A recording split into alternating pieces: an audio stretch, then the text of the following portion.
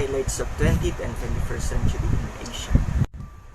Asia at the start of 21st century. In history, Asia always accounted 60 to 70% of the world population and GDP. In 19th century and first half of 20th century, Asia's GDP fell back. Effects of Industrial Revolution, Western colonization, World War II, and internal problems in some Asian countries. Since end of World War II, Asian economies have been determined to strength, starting with Japan. A renaissance, a process of catch-up to the Western countries. So, in the modern world, Asian features prominently on the global stage. It in the shape of social, economic, cultural, religious, political, and technological change. So, this coming of age increasingly called the Asian era. So, during the 19th and first half of 20th century, because of facing so many problems like World War II, Asian economies have been fell back. But after World War II, dahan-dahang nakakabawi ang kontinente Asia economically.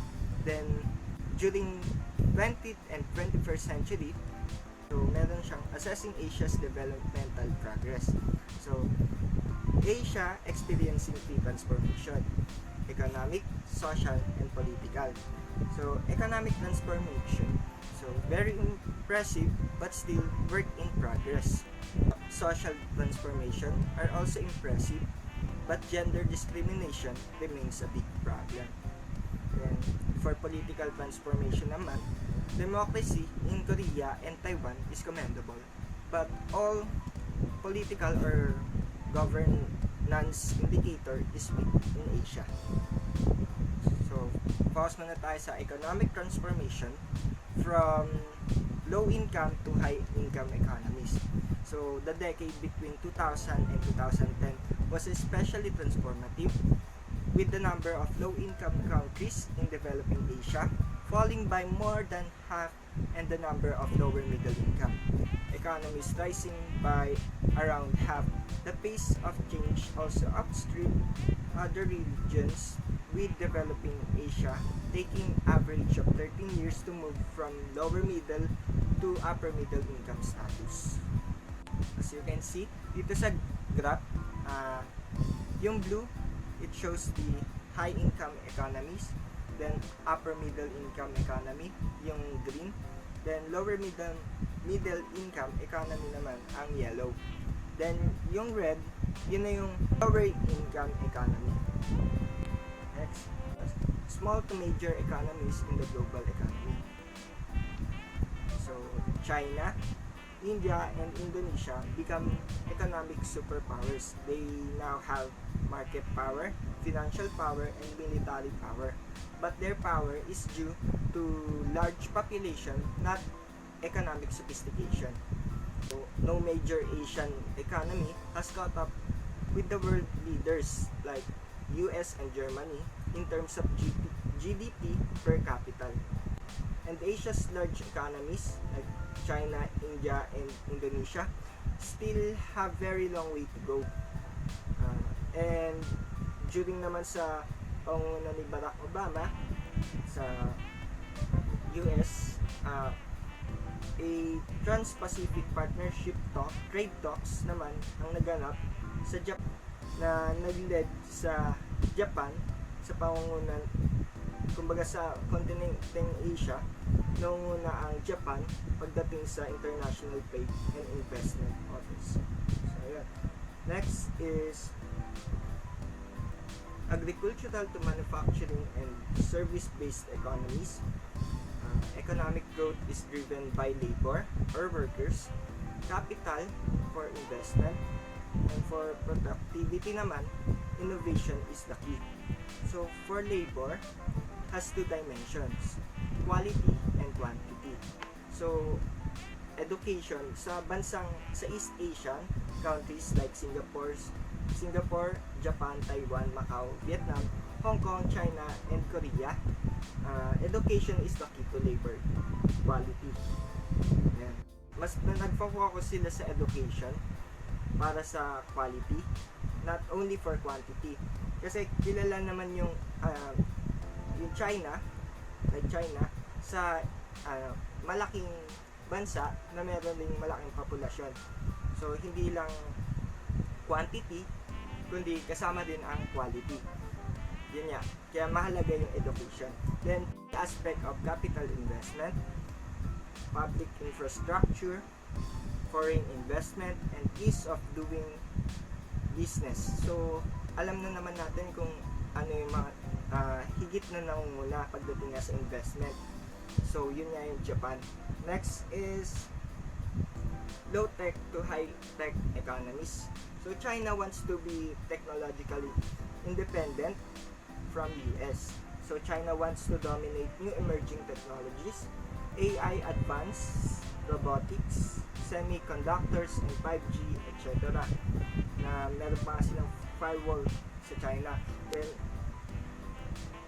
enormous foreign investment from Japan, Taiwan, and Hong Kong established global value chains or GVCs for manufacturing iPhone and other electronics, clothing and textiles, toys na alam naman natin na nade-develop na sa Asia. Isa pa doon, yung Taiwan. Kung familiar kayo sa mga brand na Acer or Asus, yung mga laptop, sa Taiwan din nagawa yung mga yun. So, next is copycat to innovative economies. For years, China has served as the workshop of the world, copying foreign technology, helped the Chinese became an economic power. But now, China is set to become the main driver of innovation. The countries in Asian region are well versed in transformation, and the countries have made an impressive gain in reducing income poverty, and also the Asian region has transformed from one of the poorest in the world to one that is now an engine of the global economy. And here are some ways or highlights of the Asian region in the 21st century. The Asian region drives global economic growth. Asian countries' share in global growth will rise further as Asian economies get larger. China's economy grew by more than 800 billion, which is more than the GDP of Saudi Arabia. The region's economic growth will not only lead to demand for real estate as an investment, but also require more real estate to support in the future. And according to the data from the World Bank and IMF, Asian countries are expected to make up most of the top 5 in the world by the size of the GDP or the gross domestic product in 2024, relegating the European economic powerhouses to lower ranks. Asia Pacific is home to most of the world's largest cities. The most fundamental driver of real estate is urbanization, and Asia Pacific is in the midst of the unprecedented migration of rural area to cities. There are 45 metropolitan areas worldwide with population of more than 10 million, and two-thirds of them are found in Asia. With their flair of innovation, growing tech scenes, rising level of foreign investment, and fast-changing skylines, cities across Asia are renowned for being some of the most dynamic in the world. The middle class is growing and fast. A key characteristic of the world economy in the 21st century has been the growth of the Asian consumer. Hundreds of millions of Asians have moved in the consuming classes and are buying electronics, branded fashion, and leisure experiences as never before.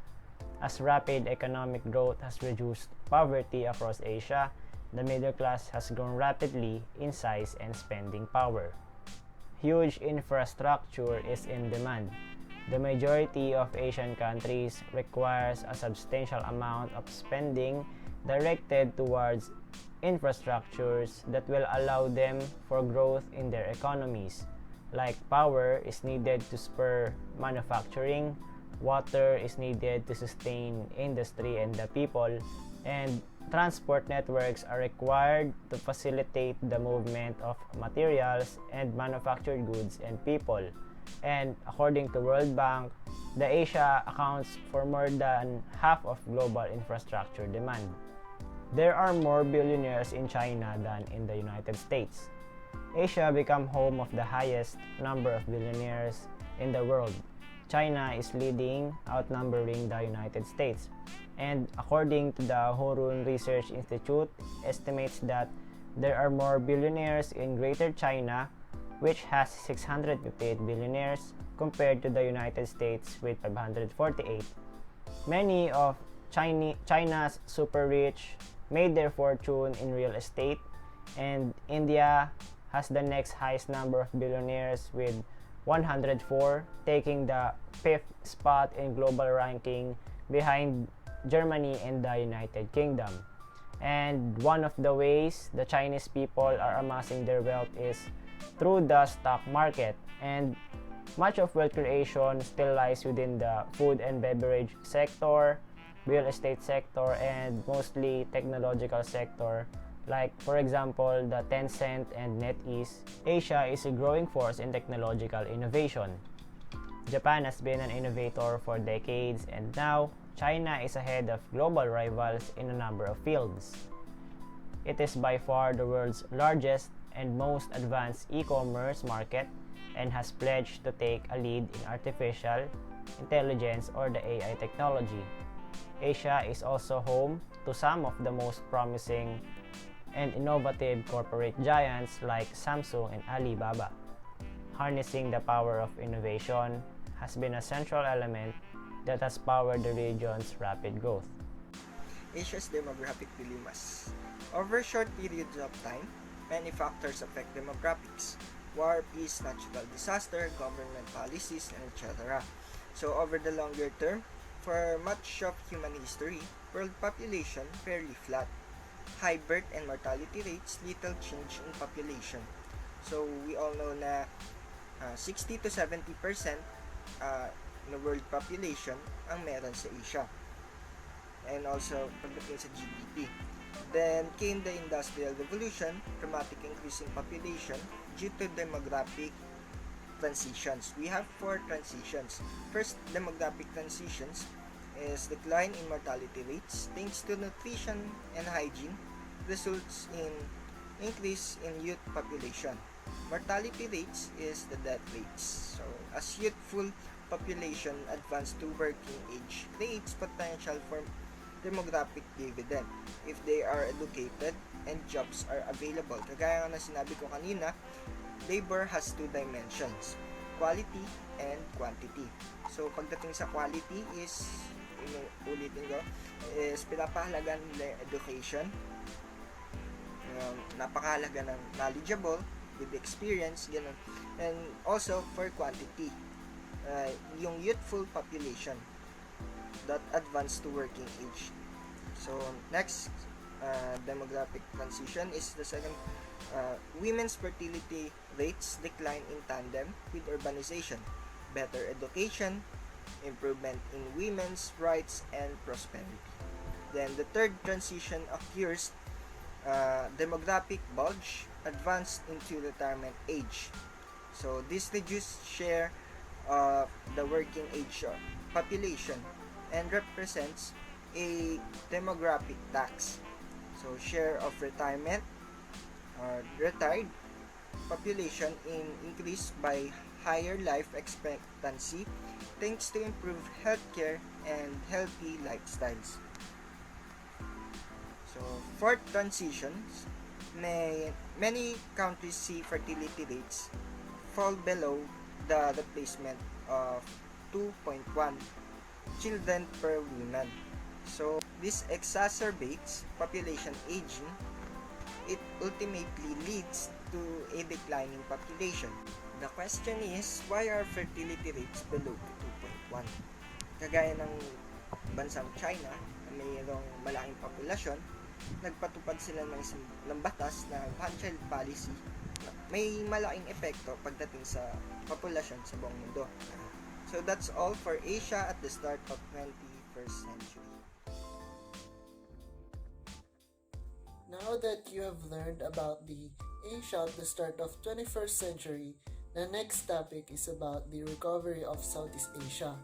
During 1990s, there were multiple financial crises happened in the world and Southeast Asia experienced one of them. But before to discuss the crisis and the recovery, here is an introduction to what happened in the economy of Southeast Asia during late 20th century. The growth period. Before July 1997, where the crisis began in Thailand, there were significant development and growth in economy of Asia. Economic miracle is the term used to describe what happened to the economy of Asia before because of the unexpected booming of economies in Asia. The growth was mainly boosted by foreign investment and hot money. Hot money is capital that the investors regularly move between economies and financial market to profit in highest short-term interest rates. And because the exchange rates were pegged in US dollar at fixed rate, made favorable for the investors, so boost in investments occur. Next is global liquidity. The recession of US in 1990s also made impact to the growth of economy of Southeast Asia. The Federal Reserve kept the exchange rate at a low level. Because of that, more capital owners moved their resources to the economies of Southeast Asia for higher rate of return. And also many countries lend money to the tiger economies in Southeast Asia. Next is growth without development. The growth in these emerging markets was thus increasingly funded by foreign short-term credit and portfolio investment. These economies were just considered emerging market means that they are developed but not totally. The gains their economies received in those years were not properly utilized. They lent their money to foreign borrowers to increase investments rather than put it into infrastructure to develop their countries. Next is the financial sector weaknesses. Financial sector weaknesses, the developing crisis exposed underdeveloped state of capital market, especially among the young cubs of Southeast Asia. Since institutional underpinnings are barely existent, there are weak controls over the banking sector. Requirements for public disclosure and transparency in financial statement are not up to the international standards. Given this type of situation is not easy to ignore due to diligence requirements. Dito is yung pinag-uusapan dito yung mga pagpapautang ng gobyerno sa mga private company or sectors. Dito is yung kaya sinasabi na those making the loans have little personal risk. Kasi napakalaking risk sa private company na magkaroon ng utang sa gobyerno.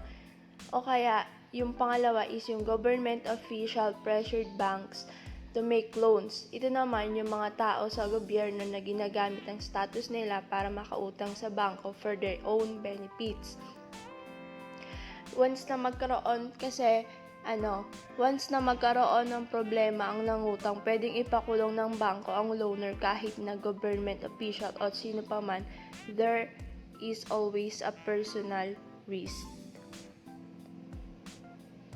Next is the chronocapitalism. Chronocapitalism, there is the issue of the moral hazard in many of these countries. That is traditionally those making the loans are not really at risk should the loan turn bad. This relates to the close political personal connection that have existed between the government and the financial sectors. Dito naman is about sa mga tao sa gobyerno na ginagamit ang status nila para magkaroon ng connection sa bangko para mabilis silang makautang. Next is the fall. The fall need to raise interest rates to control the overheating of the company and depend exchange rate to cause a fall in property values and corresponding increase in non-performing loans. This devaluation reflects a very fundamental fact of international economics, central banks, and domestic market to try to affect interest rates and domestic growth. In the long term, they cannot successfully do both. Dito naman is pagkakaintindi ko, imbis na umangat yung economics, bumabagsak siya kasi yung mga bangko puro utang. Tapos imbis na business yung pumuno sa market, puro bangko. Kaya negative yung effect since yung mga bangko nga ay puro utang. Hindi na naikot yung pera. What needs to happen now? The Southeast Asia crisis is not uniquely a regional problem. Given the increased global interdependence between countries, there are consequences for the rest of the world as well. It is not possible to solve their problems entirely internally, while changes must start with these economies. Even though it is not uniquely a regional problem, it can also have a great impact to the world, because the result will affect the countries itself. Yet, solving their problems includes changes. First, there must be structural reforms in the financial sectors of the countries whose currencies have come under attack. Their governments need to clean up the banking mess by closing the insolvent banks, setting up sophisticated regulatory systems and deposit insurance plans, and better supervising their banks. In order to gain the market's confidence, they need to adopt top financial standards that are comparable to the international standards.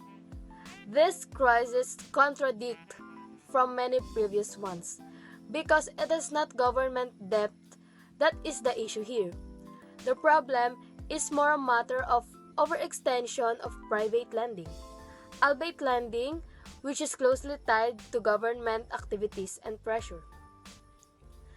And the owners themselves and shareholders must be responsible for their lending decisions by having their own capital at risk. In addition, government must learn not to interfere unduly because they should put in place sound economic policies, while central banks must be careful not to establish conflicting policies in the domestic money market and the foreign exchange market, which could send distorted signals to the market. Second, as the region's largest economy, Japan must be part of the solution. To further absorb the exports that these tiger economies must rely on to get their economies going again, the Japanese government should raise its domestic demand. Although Japan has historically attempted to stimulate its economy by improving exports, this time it must work to raise domestic demand. Third, China is also a pivotal actor in the region. Maintaining its exchange rate is critical for China.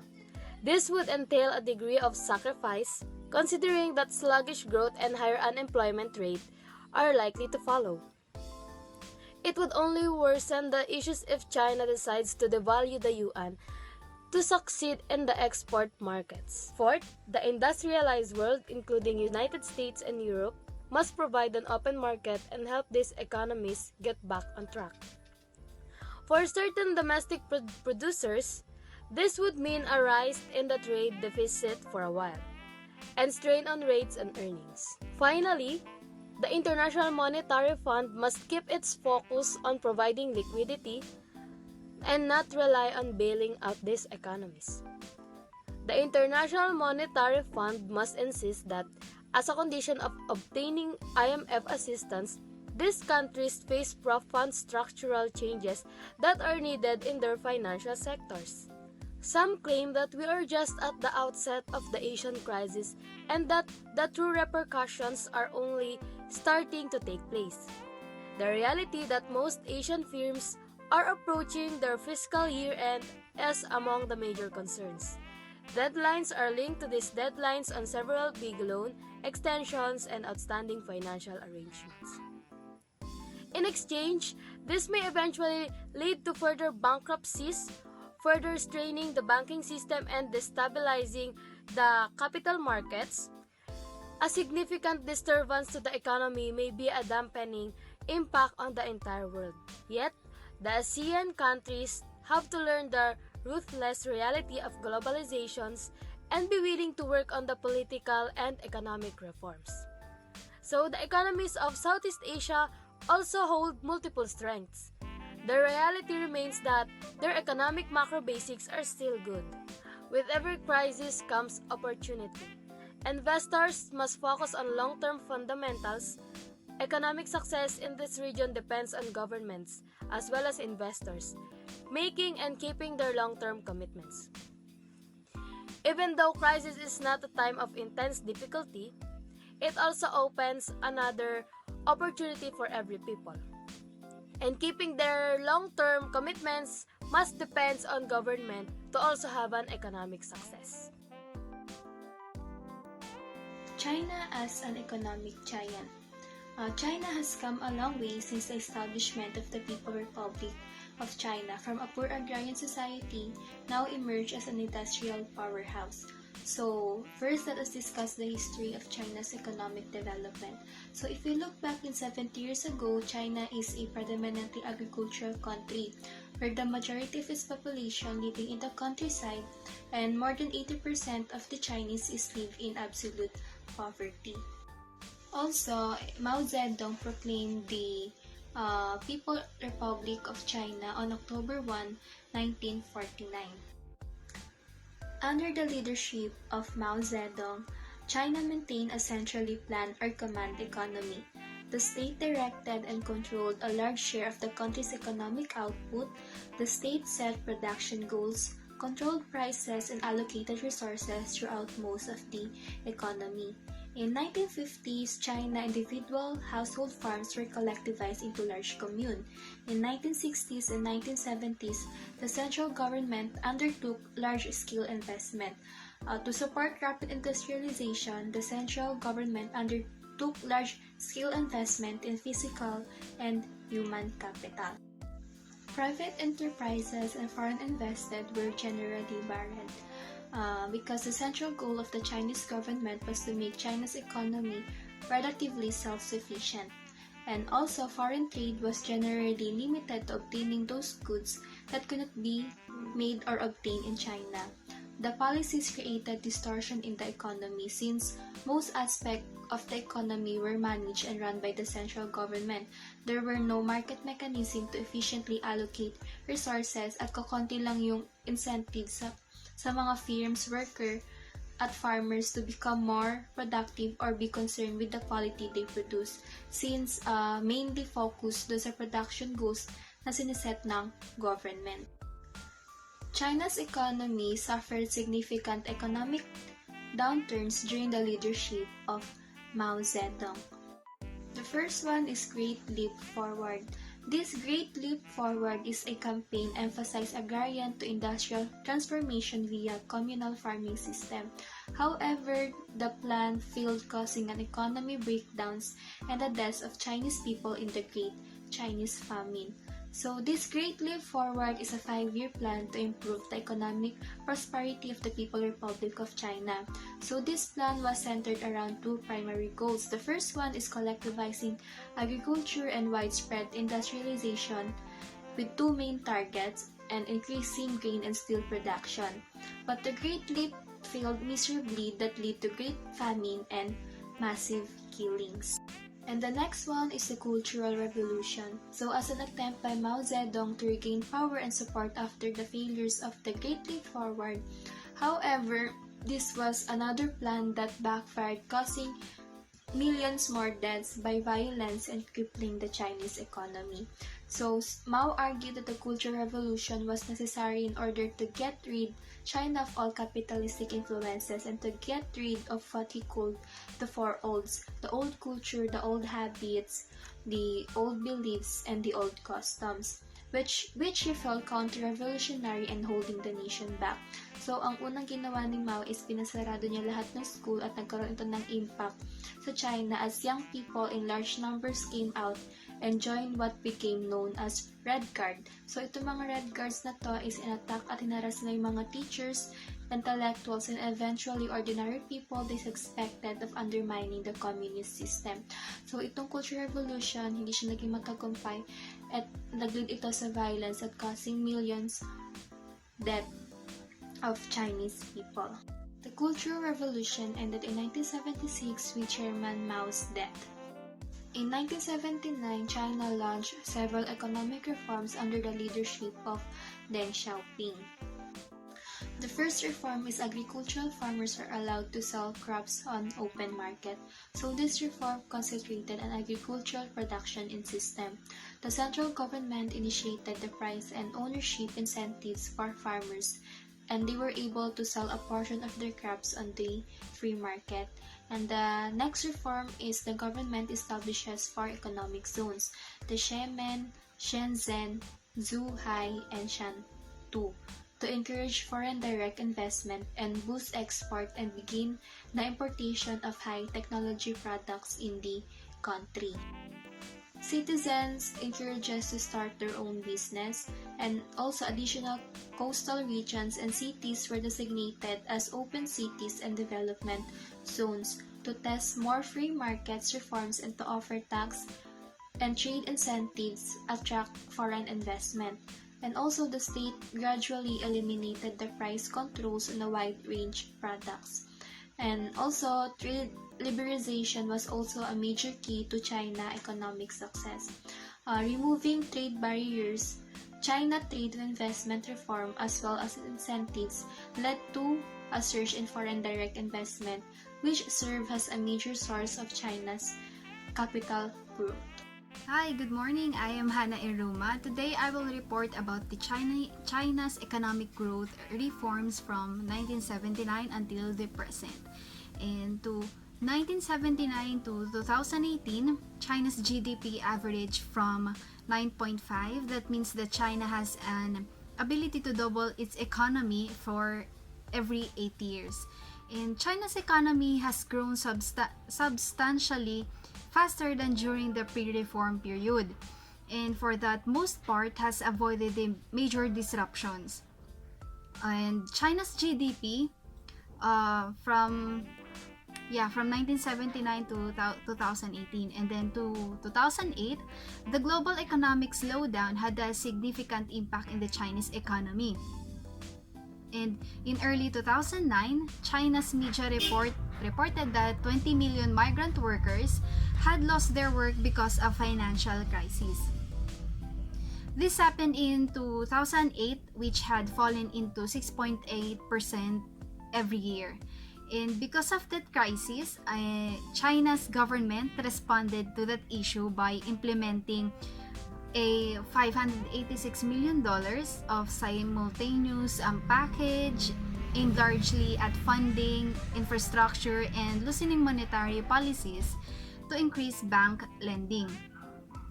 Because of the policies that Chinese government implemented, it helped Chinese people to recover and Chinese product become in demand in the market. And from 2008 to 2010, China's real GDP growth averaged from 9.7.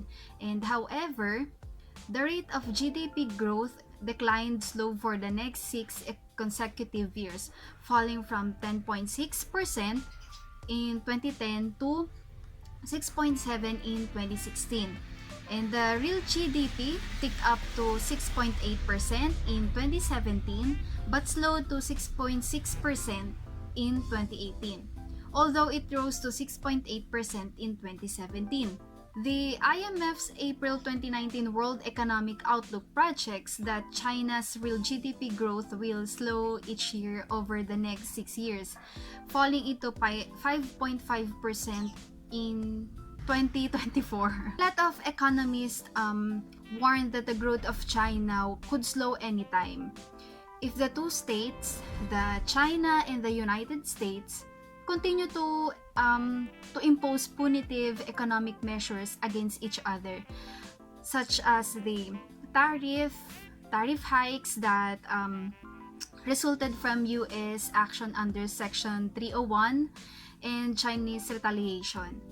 The organization The Organization for Economic and Cooperation and Development, or the OECD, projects that increased tariffs on all trade between the United States and China could reduce China's real GDP in 2021 to 2022 by 1.1% relative to OECD's baseline economic projections.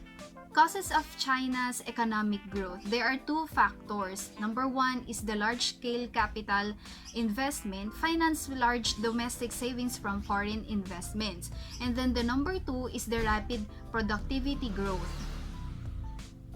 Economists has a lot of contributions to China. Economists help China to have a rapid growth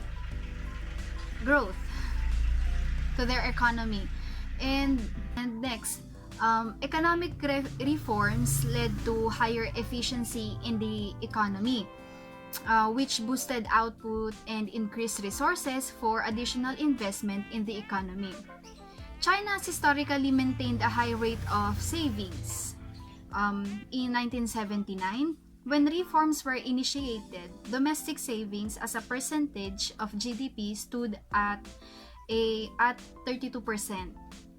And Chinese savings during this period were generated by the profits of SOEs, or the state-owned enterprise,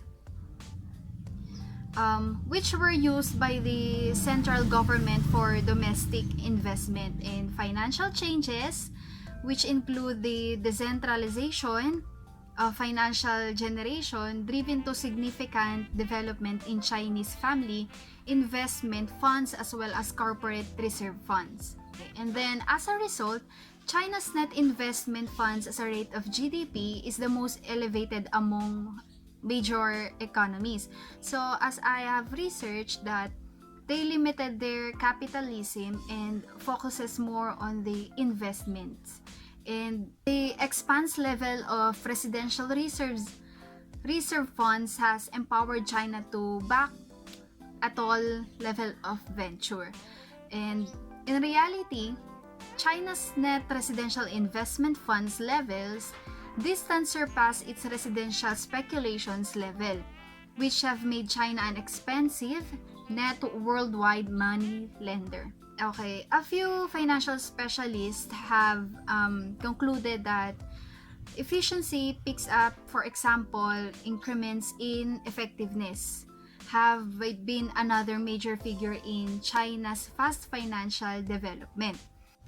The advancement of efficiency were caused generally by a reallocation of assets more profitable employments, particularly in divisions that were once in the past intensely controlled by the central government, such as farming, exchange, and administration. For illustration, rural changes boosted generation, liberating specialists to seek after business within the more profitable fabricating segment. China's decentralizations of the economy driven to rise the non-state undertakings, such as private firms, which tended to seek after more profitable exercises than the centrally controlled SOEs and were more market-oriented and more effective. Also, a more noteworthy share of the economy, basically the trade division, was uncovered to competitive powers. Nearby and provincial governments were permitted to set up and work different endeavors without obstructions from the government. However, as China's technological development began to converge with major developed countries, example, through its adoption of foreign technology, its level of productivity gains and thus real GDP growth could slow significantly from its historic levels unless China becomes a major center for a new technology and innovation and or implements new comprehensive economic reforms. In any case, at a few point in their improvement, a few of these nations started to encounter financial stagnation or much slower development compared to past levels over a maintained time. A marvel portrayed by financial analysts, the middle income trap. This implies that a few creating low-income economies were able to move to a middle-income economy. But since they were incapable to support tall levels of efficiency, in portion, since they seem not address basic wasteful aspect within the economy, they were incapable to move to a high-income economy. That's all. Thank you for listening.